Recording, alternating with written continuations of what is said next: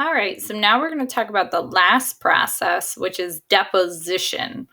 We've talked about weathering, which is the breakdown of rocks into smaller pieces or sediments. Then we talked about erosion, which is the movement of those sediments from one location to another.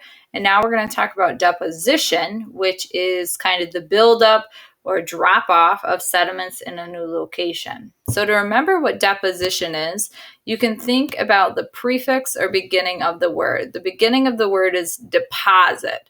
So you can think about when your parents deposit money in the bank, they're putting their money into the bank, into their account. So deposition is to put in place. So when we look at deposition in nature, we can think about that being the buildup of sediment or soil in an area. It's kind of been dropped off and put there. So deposition occurs when forces like wind and water that carry soil and sediment are not strong enough to carry them anymore. They kind of drop them off.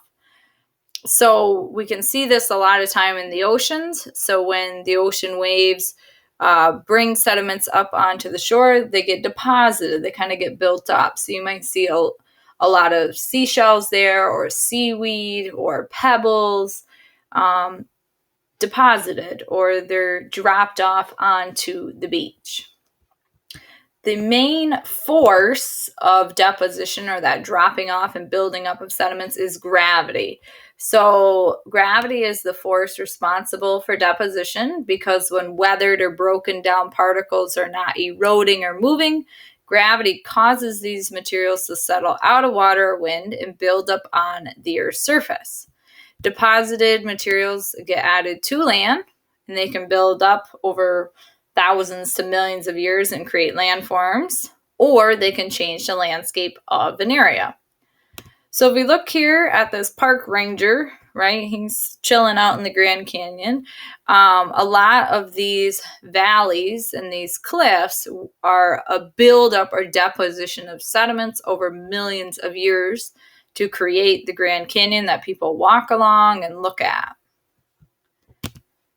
And here we can see a deposition of sediments along the river. So if you look here where my red circle is that appeared, kind of in different spots of the river, there's a deposition or buildup of sediments kind of in the middle of the river. So again, deposition is that buildup of sediments. When they get dropped off, they're kind of put there.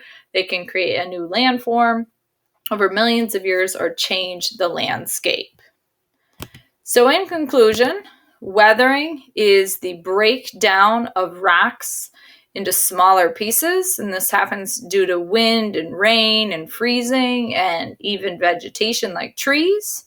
Erosion is when those sediments move.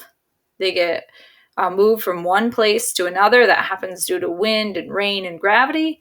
And then deposition is when the material gets put in a new spot, and there things can happen to it. When we talked about sedimentary rocks prior to this lesson, once those sediments built up, they then can eventually, over thousands of years, combine and make a sedimentary rock.